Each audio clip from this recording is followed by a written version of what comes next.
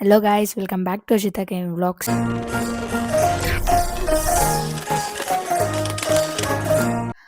Guys ನಾನು ಈ ವಿಡಿಯೋದಲ್ಲಿ ಕೆ.ಸಿ.ಟಿ ಕೌನ್ಸಿಲಿಂಗ್ಗೆ ಯಾವ್ಯಾವ ಡಾಕ್ಯುಮೆಂಟ್ಸ್ ನಾವು ಇಟ್ಕೋಬೇಕು ಅಂತ ನಾನು ಈ ವಿಡಿಯೋದಲ್ಲಿ ಹೇಳ್ತೀನಿ. ಕೆ.ಸಿ.ಟಿ ಕೌನ್ಸಿಲಿಂಗ್ ಏನು ಬೇಡ, ಕೆ.ಸಿ.ಟಿ ಕೌನ್ಸಿಲಿಂಗ್ ಆಗಿ ನಿಮಗೆ ಸೀಟ್ ಅಲಾಟ್ಮೆಂಟ್ ಆಗುತ್ತಲ್ಲ, ನೀವು ಕಾಲೇಜ್ ಅಡ್ಮಿಷನ್ಗೆ ಹೋದಾಗ ನಿಮ್ಮದು ಇಷ್ಟು ಡಾಕ್ಯುಮೆಂಟ್ಸ್ ಅಂತ ನಾವು ಕಾಲೇಜಿಗೆ ಸಬ್ಮಿಟ್ ಮಾಡಬೇಕು. ಸೊ ಅದರಲ್ಲಿ ಯಾವ್ಯಾವ ಡಾಕ್ಯುಮೆಂಟ್ಸ್ ನೀವು ಇಟ್ಕೋಬೇಕು ಅಂತ ನಾನು ಈ ವಿಡಿಯೋದಲ್ಲಿ ಎಕ್ಸ್ಪ್ಲೇನ್ ಮಾಡ್ತೀನಿ. ಗೈಸ್ ಈಗ ಮೇಯ್ನ್ ಆಗಿ ಡಾಕ್ಯುಮೆಂಟ್ ಯಾವ್ದು ಇಟ್ಕೋಬೇಕು ಅಂದ್ರೆ ಫಸ್ಟ್ ಕೆ.ಸಿ.ಟಿ ಅಡ್ಮಿಟ್ ಕಾರ್ಡ್ ಮತ್ತೆ ಕೆ.ಸಿ.ಟಿ ಅಪ್ಲಿಕೇಶನ್ ಫಾರ್ಮ್. ಇನ್ನೆಲ್ಲ ಡಾಕ್ಯುಮೆಂಟ್ಸ್ ಮೇಯ್ನ್ ಆಗಿ ಎಲ್ಲರೂ ಇಟ್ಕೊಂಡಿರ್ತೀರಾ, ಮಾರ್ಕ್ಸ್ ಕಾರ್ಡ್, ಟಿ.ಸಿ ಅದೆಲ್ಲ. ಬಟ್ ಏನ್ ಮಾಡ್ಬಿಡ್ತೀರಾ ಅಂದ್ರೆ ಅಪ್ಲಿಕೇಶನ್ ಫಾರ್ಮ್ನ ಎಲ್ಲೋ ಹಾಕ್ಬಿಡ್ತೀರಾ, ಅಥವಾ ಅಡ್ಮಿಟ್ ಕಾರ್ಡ್ ಏನಂದ್ರೆ ಇನ್ವಿಜಿಲೇಟರ್ ಸೈನ್ ಹಾಕಿರ್ತಾರಲ್ಲ ನೋಡಿ, ಅದನ್ನ ನಾವು ಹುಷಾರಾಗಿ ಇಟ್ಕೊಂಡಿರ್ಬೇಕು ಒರಿಜಿನಲ್ದು. ಅದನ್ನ ನೀವು ಎಷ್ಟೊಂದು ಜನ ಕೆ.ಸಿ.ಟಿ ಎಕ್ಸಾಮ್ ಮುಗಿಸಿ ಎಲ್ಲೋ ಹಾಕ್ಬಿಟ್ಟಿರ್ತೀರಾ. ಸೊ ಮೇಯ್ನ್ ಆಗಿ ಆ ಎರಡು ಡಾಕ್ಯುಮೆಂಟ್ ಇರಲೇಬೇಕು, ಬಿಕಾಸ್ ಬೇರೆದೆಲ್ಲ ಇಟ್ಕೊಬಿಟ್ಟಿರ್ತೀರಾ ಗೈಸ್. ಇದೇ ನಾವು ಏನ್ ಮಾಡ್ತೀವಿ ಅಂದ್ರೆ ನಂದು ಅದೇ ಆಗಿತ್ತು. ನಾನು ಕೆ.ಸಿ.ಟಿ ಅಡ್ಮಿಟ್ ಕಾರ್ಡ್ನ ಎಲ್ಲೋ ಹಾಕ್ಬಿಟ್ಟಿದೆ, ಅಂದ್ರೆ ಮನೇಲೇ ಎಲ್ಲೋ ಇಟ್ಟಿದೆ, ಬಟ್ ಎಲ್ಲಿಟ್ಟಿದೆ ಅಂತ ಮರ್ತೋಗಿದೆ. ಅದನ್ನ ಲಾಸ್ಟ್ ಡೇ ಹುಡುಕೋದು ಅದೆಲ್ಲ ಮಾಡಕ್ ಹೋಗ್ಬಿಡಿ. ಸೊ ಈಗಲೇ ಕೆ.ಸಿ.ಟಿ ಅಡ್ಮಿಟ್ ಕಾರ್ಡ್ ಮತ್ತೆ ಕೆ.ಸಿ.ಟಿ ಅಪ್ಲಿಕೇಶನ್ ಫಾರ್ಮ್ನ ಹುಷಾರಾಗಿ ಇಟ್ಕೊಳ್ಳಿ ಗೈಸ್. ಅದಾದ್ಮೇಲೆ ನೀವು ಕೆ.ಸಿ.ಟಿ ಅಪ್ಲಿಕೇಶನ್ ಫಾರ್ಮ್ ಹಾಕಿರ್ತೀರಾ, ಬಟ್ ನಿಮ್ಮ ಕ್ಯಾಶ್ ಸ್ಟ್ರಾಂಗ್ ಆಗಿರುತ್ತೆ ಅಥವಾ ಏನೋ ನೀವು ಕೋಟಾ ಕ್ಲೈಮ್ ಮಾಡಬೇಕಾಗುತ್ತೆ, ಅವಾಗ ನೀವು ಎಡಿಟಿಂಗ್ ಮಾಡಿಸ್ಬೇಕಾಗುತ್ತೆ. ಸೊ ನಿಮ್ಗೆ ಯಾವುದು ಅಪ್ಲಿಕೇಶನ್ ಫಾರ್ಮ್ ಇಟ್ಕೋಬೇಕು ಅಂದರೆ ಎಡಿಟಿಂಗ್ ಮಾಡಿಸಿರ್ತೀರಲ್ಲ, ಎಡಿಟೆಡ್ ಅಪ್ಲಿಕೇಶನ್ ಫಾರ್ಮ್ ಇಟ್ಕೊಳ್ಳಿ. ಫಸ್ಟ್ ಅಪ್ಲಿಕೇಶನ್ ಫಾರ್ಮ್ ನಿಮಗೆ ಬೇಕಾಗಿರಲ್ಲ, ಬಿಕಾಸ್ ನಿಮಗೆ ಎಡಿಟೆಡ್ ಆಗಿರುತ್ತಲ್ಲ ಆ ಅಪ್ಲಿಕೇಶನ್ ಫಾರ್ಮ್ ಇಂಪಾರ್ಟೆಂಟ್ ಆಗಿರುತ್ತೆ. ಅದಾದ್ಮೇಲೆ ಗೈಸ್ ಕೆ.ಸಿ.ಟಿ ಅಡ್ಮಿಟ್ ಕಾರ್ಡ್ ಇಂಪಾರ್ಟೆಂಟ್, ತುಂಬ ಇಂಪಾರ್ಟೆಂಟ್. ನಂದು ಹೇಳಿದ್ನಲ್ಲ ಗೈಸ್, ಎಲ್ಲೋ ಹಾಕ್ಬಿಟ್ಟಿದೆ. ಆ್ಯಂಡ್ ನಂದು ಎಷ್ಟೊಂದು ಜನ ಫ್ರೆಂಡ್ಸ್ ಹಂಗೆ ಮಾಡಿದ್ರು. ಸೊ ನೀವು ಯಾರು ಹಂಗೆ ಮಾಡ್ಕೊಳ್ಳೋಕೆ ಹೋಗ್ಬೇಡಿ, ಈಗಲೇ ಎತ್ ಮಡಗಿ ಗೈಸ್. ಒಂದು ಫೈಲ್ಗೆ ಹಾಕಿ ಕೆ.ಸಿ.ಟಿ ಅಡ್ಮಿಟ್ ಕಾರ್ಡ್ ಮತ್ತೆ ಕೆ.ಸಿ.ಟಿ ಅಪ್ಲಿಕೇಶನ್ ಫಾರ್ಮ್ನ ತೆಗೆದು ಮಡಗಿ, ಆ್ಯಂಡ್ ಅದು ಜೆರಾಕ್ಸು ತೊಗೊಂಡಿರಿ ಗೈಸ್. ಅದಾದಮೇಲೆ ನೆಕ್ಸ್ಟ್ ಡಾಕ್ಯುಮೆಂಟ್ಸ್ ಯಾವುದು ಅಂದರೆ 10th marks card, PU marks card, then transfer certificate. ಆ ಮೂರನ್ನು ಹುಷಾರಾಗಿ ಮಾಡಿಕೊಳ್ಳಿ ಗೈಸ್. ಆ್ಯಂಡ್ ಒರಿಜಿನಲ್ ಡಾಕ್ಯುಮೆಂಟ್ಸ್ನೇ ಕಾಲೇಜಿಗೆ ಸಬ್ಮಿಟ್ ಮಾಡಬೇಕು ನಾವು. ನೆಕ್ಸ್ಟ್ ಡಾಕ್ಯುಮೆಂಟ್ ಯಾವುದಂದ್ರೆ ಕ್ಯಾಸ್ಟ್ ಸರ್ಟಿಫಿಕೇಟ್ ಮತ್ತು ಇನ್ಕಮ್ ಸರ್ಟಿಫಿಕೇಟ್. ನೀವೇನಾದರೂ OBC ಕ್ಯಾಟಗರಿ ಆಗಿದ್ರೆ ಕ್ಯಾಸ್ಟ್ ಸರ್ಟಿಫಿಕೇಟ್ ಮತ್ತು ಇನ್ಕಮ್ ಸರ್ಟಿಫಿಕೇಟ್ ಒಂದೇ ಸರ್ಟಿಫಿಕೇಟಲ್ಲಿ ಇರುತ್ತೆ.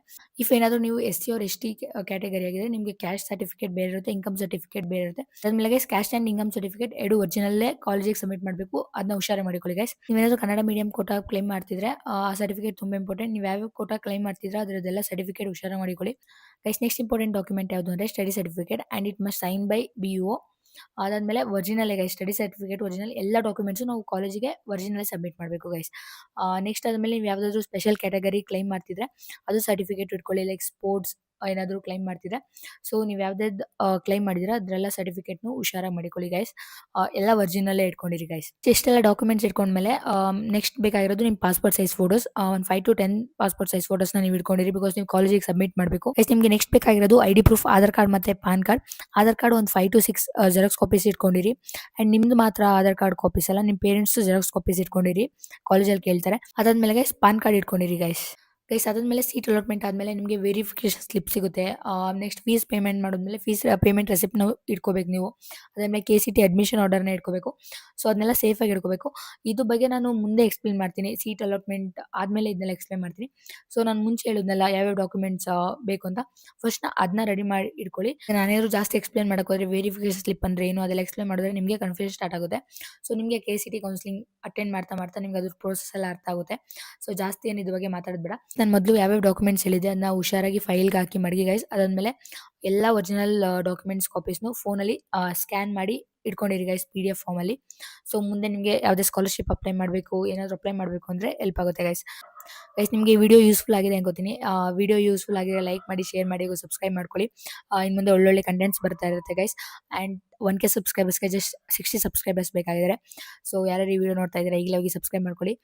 ಕೆ.ಸಿ.ಟಿ ರಿಲೇಟೆಡ್ ಕಂಟೆಂಟ್ಸ್ ಇನ್ಮೇಲಿಂದ ಪೋಸ್ಟ್ ಮಾಡ್ತಾ ಇರ್ತೀನಿ ಗೈಸ್, ಆ್ಯಂಡ್ ಡೈಲಿ ವ್ಲಾಗ್ಸ್ನು ಪೋಸ್ಟ್ ಮಾಡ್ತಾ ಇರ್ತೀನಿ. ಸೊ ಈಗಲೇ ಹೋಗಿ ಸಬ್ಸ್ಕ್ರೈಬ್ ಮಾಡ್ಕೊಳ್ಳಿ guys. Thank you for watching.